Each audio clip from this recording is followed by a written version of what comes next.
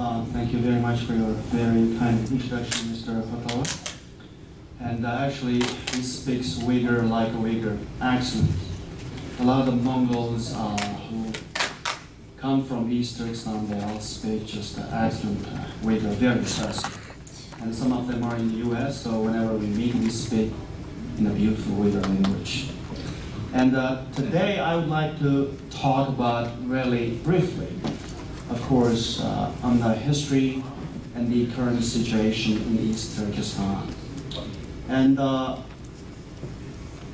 most people in China, when they heard about East Turkestan, of course, they associate with mostly the Chinese government's claim that East Turkestan terrorist forces, 东土恐怖实力.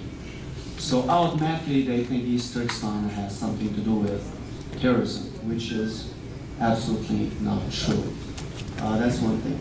Another is most of the people in China, they learn about the history of East Turkestan, or as the Chinese government or people call Xinjiang, which of course Xin means new, Jiang means land, new territory, from the Chinese government. When I say Chinese government, is of course China's current communist government. After 1949, after the Chinese government's occupation of East Turkestan and other neighboring territories, the Chinese government obviously, for political reasons, distorted and changed the history of the Uyghurs, Tibetans, Mongols, and other so-called minorities. So the history that has been in Chinese textbooks, history books, in Chinese government official narratives that you have heard from kindergarten to all your life, really is a distorted history by the Chinese government in order to justify the occupation, annexation, and the ongoing colonization of these territories. Of course, the first thing you hear about Xinjiang is Xinjiang has been an inalienable part of China since ancient times. That has been repeated all the time in the Chinese media, from the mouths of Chinese government officials in China's current historical narratives and records. And the reason why they say Xinjiang is an inalienable or inseparable part of China since ancient times, or the same thing applies to Tibet and Inner Mongolia, is precisely because these territories have not been inseparable part of China since ancient times.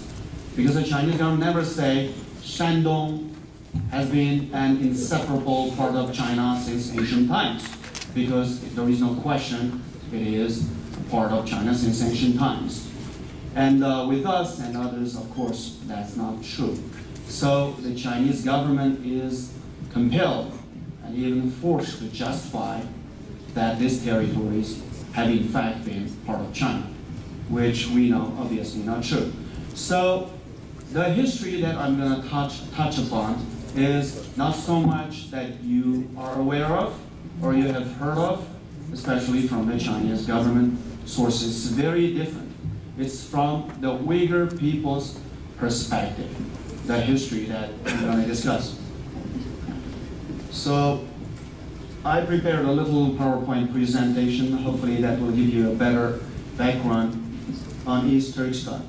Of course, this is the geography that the Chinese government doesn't like to see, and most nationalistic Chinese don't want to see, I would say. And East Turkestan, as you see, it's northwestern part of today's China. It lies in Central Asia.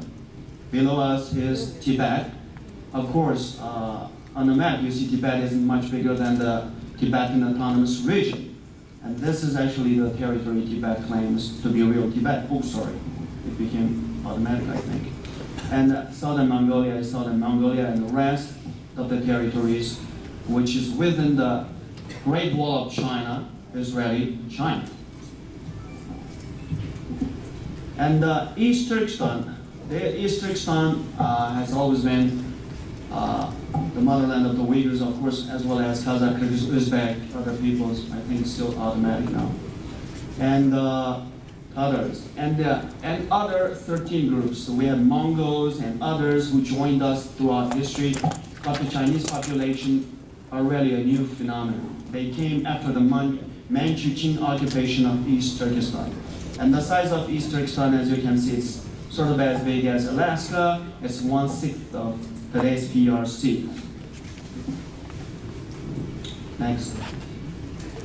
And East Turkestan was first occupied by the Manchu-Qing dynasty in 1884. They tried to occupy it earlier, of course. Then the Manchu-Qing dynasty, after occupation of East Turkestan, they changed the name into Xinjiang. Because prior to that, the Manchus didn't have a name for that. Many Chinese historians say they called Xiyu. That was the ancient name given by the Chinese to this territory. But Xiyu, or Western regions, really meant the territories beyond the western side of the Great Wall. All the territories on the western territories, including today's Iran, Iraq, Afghanistan, all included as western regions. It's not just today's East Turkestan. And in the 19th century, there was great game in Central Asia that took place. During the Great Game period, the British occupied India, the Tsarist Russians were expanding into Central Asia, and the British were very afraid that the Russians will come down from Afghanistan and East Turkestan and kick the British out of the Indian continent. So the British Empire actually supported the Manchu-Qing dynasty, funded and even armed the Manchu-Qing dynasty. As a result, Zhou Zongtang, he led the Manchu-Qing army and occupied East Turkestan.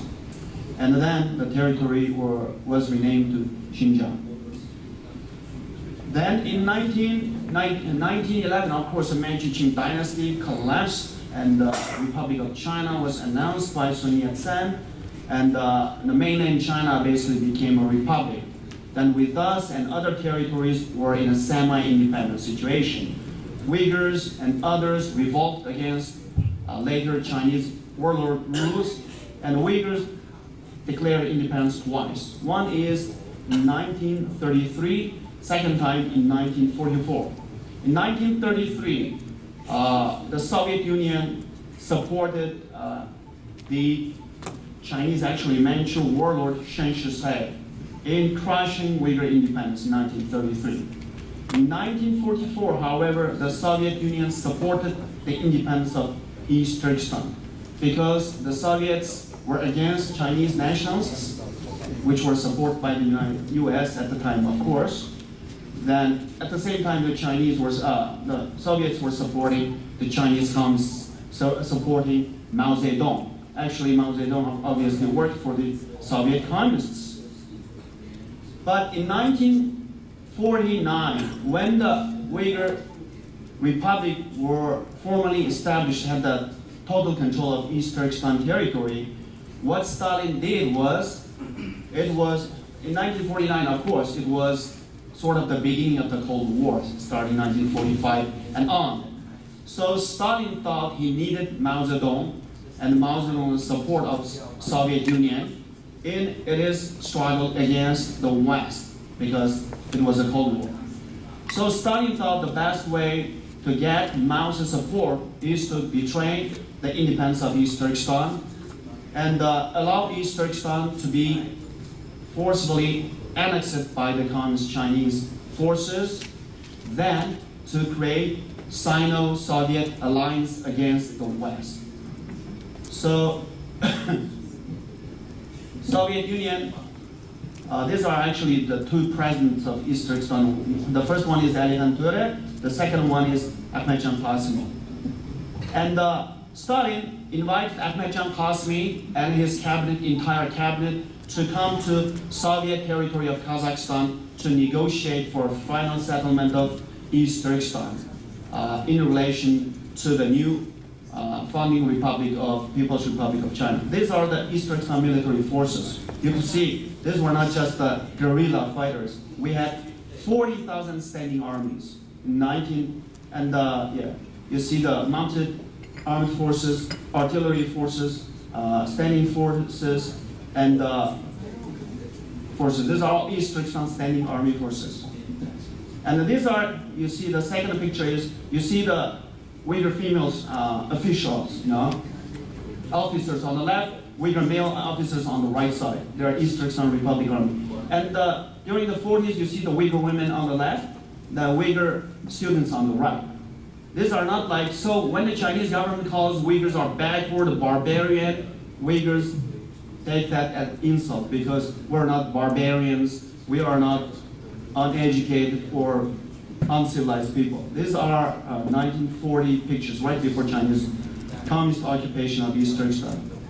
Then, right before the declaration of the funding of the People's Republic of China by Mao Zedong, Stalin invited Uyghur leaders to Soviet Union. Then when Uyghur leaders rejected the idea that East Turkestan should be incorporated into People's Republic of China, according to Soviet records, East Turkestan leadership all were executed by Stalin upon Stalin's orders.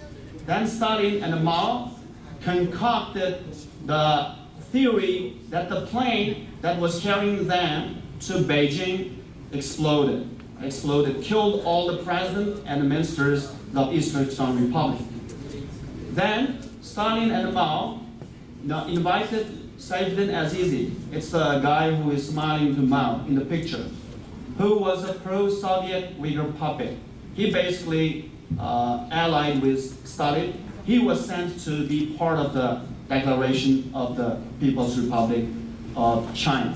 Then he became the first governor of Xinjiang, Seyfuddin Aziz. So he's a chairman of the Xinjiang region at the time.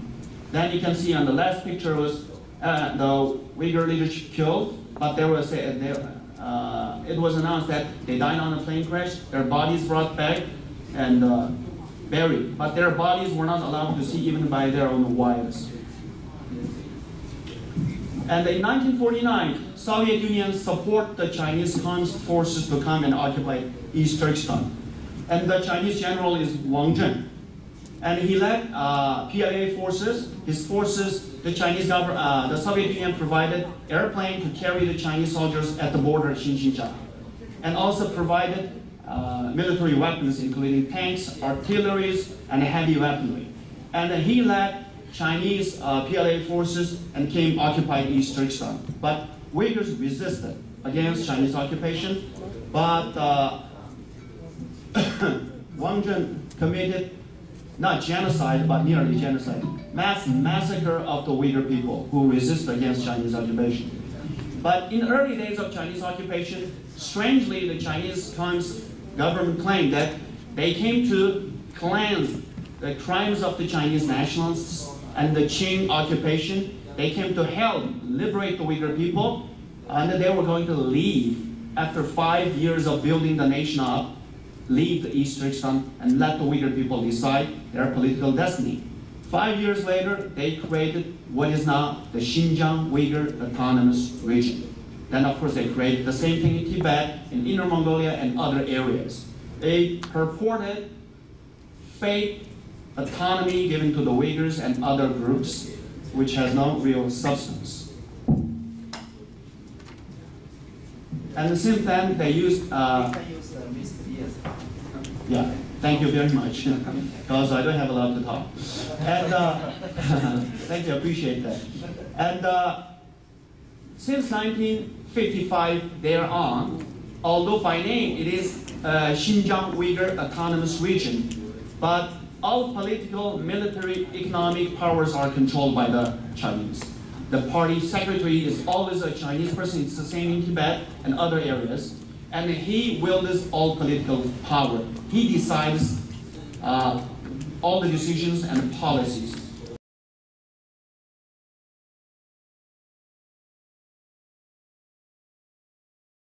And East Turkestan, or the autonomous region, is directly controlled by the central government. It doesn't run itself like other Chinese provinces.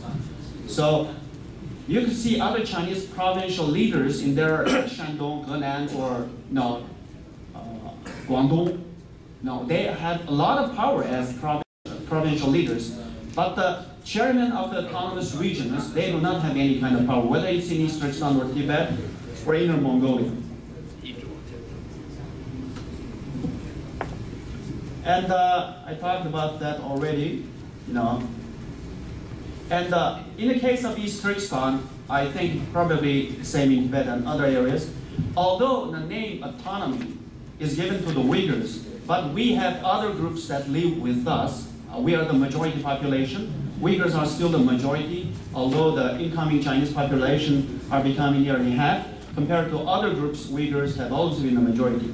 But the area has been divided into other prefectures like Kazakh, Kyrgyz, Mongol, Hui, and others. So the Uyghurs were not given any kind of rights except the title of autonomy. And also, unique to East Turkestan is the creation of the Xinjiang Construction and Production Corps, Xinjiang 生产建设兵团. That does not exist in any part of China. What the Chinese government did is, the occupying PLA forces led by Wang Zhen, they were all decommissioned and stationed in East Turkestan. They were not allowed to come back to the rest of China, wherever they came from. Their job is, although they are no longer standing army forces, but they have all the conventional weapons. They don't have airplane and tanks, but they have all the other weapons. Their job is to control the fertile territories, like we talked about grasslands earlier. Grasslands and the farming territories, lands, and water resources, and all agriculture pretty much is controlled by Bingtuan forces. And in times of any kind of unrest by the Uyghurs against the Chinese government, they are used as auxiliary supporting force to the Chinese standing armies to crush any kind of Uyghur resistance. So they have a lot of blood in their hands.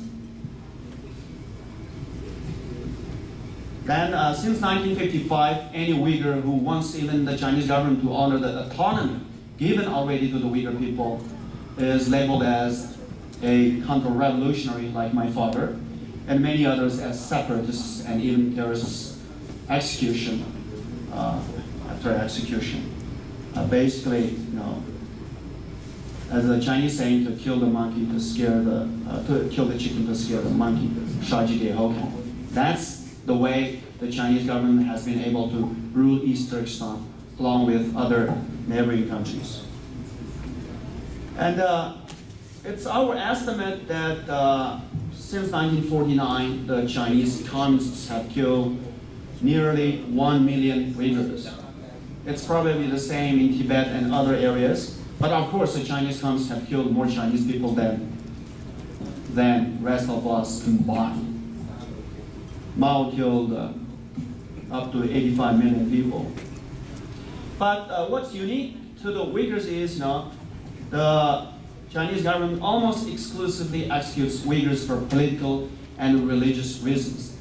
The Chinese government has, in the past, executed Tibetans for political offenses as well, but very randomly.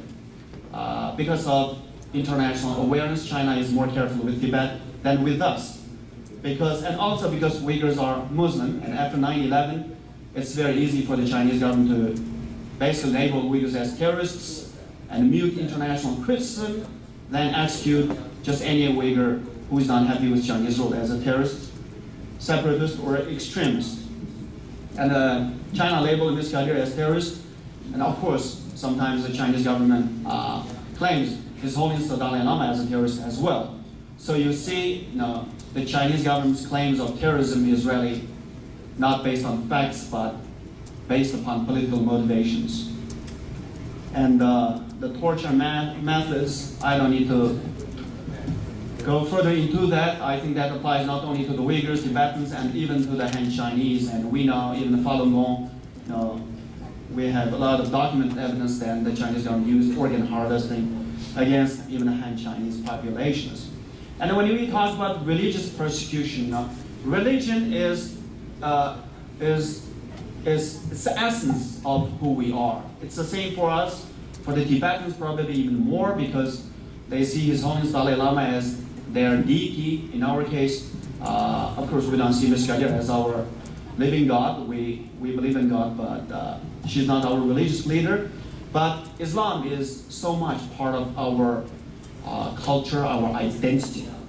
And that became the most severe target from the Chinese government, because the Chinese government believes if you destroy their religious belief, then they will lose their values, then they will be easily assimilated into Chinese culture, then they will lose everything. Their identity, their culture, their religion, then they will be us, they will be Chinese, and there will not be East Turkestan issue, Tibetan issue, or Inner Mongolian issue. They will be just Chinese. And we'll be one happy Chinese family. 幸福大家庭, as they say. Although nobody is really happy under CCP rule. And you can see how they control all the Uyghur clergy, imams, all that. And the CCTV cameras are all in the mosques. You know? And who comes in, who comes up, it's all registered. If you work for the government, you cannot enter the mosque, you cannot pray. If I even educate my children about Islam, you know, in my own home, that's considered illegal religious activity for the Uyghurs. But the Chinese propaganda is always, oh, we treat them so well, they have preferential treatments, oh, they go to college so easily, and they can have more than one child and all that. So in the minds of general Chinese people, it's like, wow, our government treats them so well, you know, give them free money, these barbarians, these uncivilized people, develop them, help them, and why aren't they still grateful? Why are they still separate from us? Why do they still, you know, protest against us? But those are, of course, not true. Those are pretty much all lies. And East Turkestan, like Tibet and Inner Mongolia, you know, very strategic territory.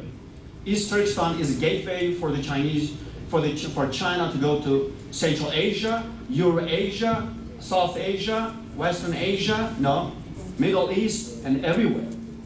East Turkestan is so strategic in location. In addition to that, East Turkestan possesses huge reserves of natural resources.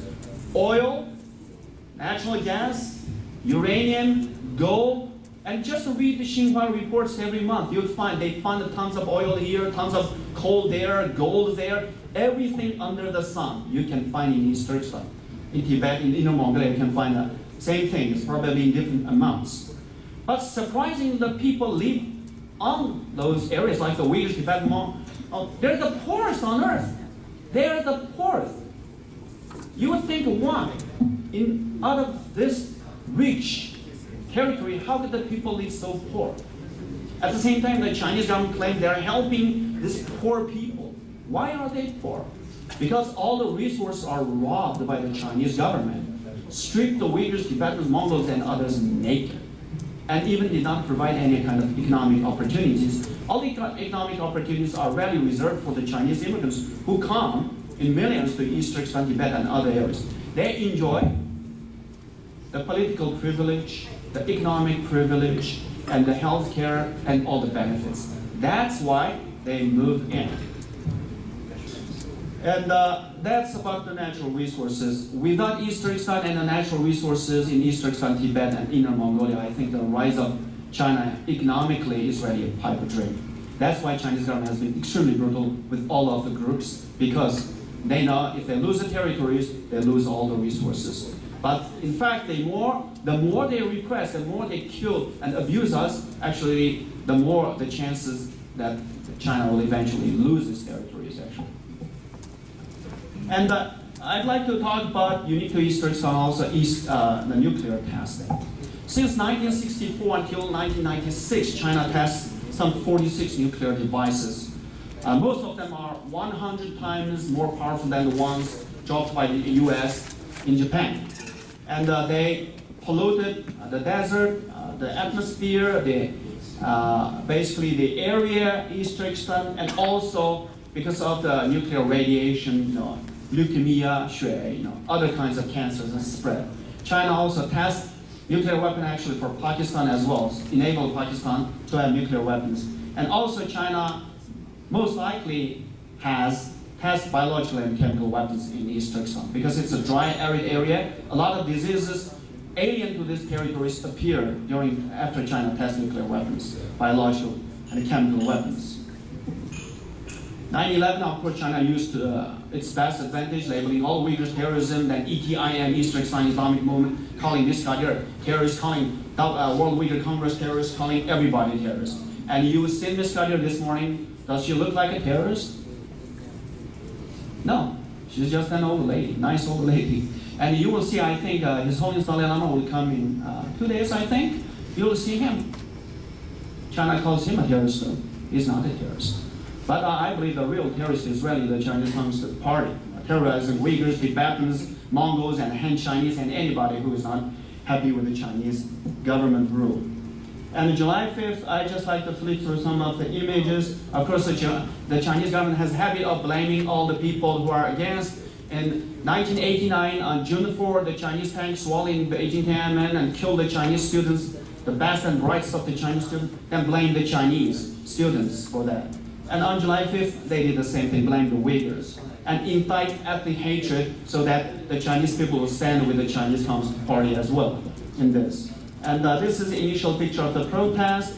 These are, Chinese soldiers, Chinese, armored vehicles, cracking down on Uyghur women. You could see that inciting Han Chinese to come out streets and attack the Uyghurs. Then the Chinese government has the Xinjiang Forum, led by Hu Jintao.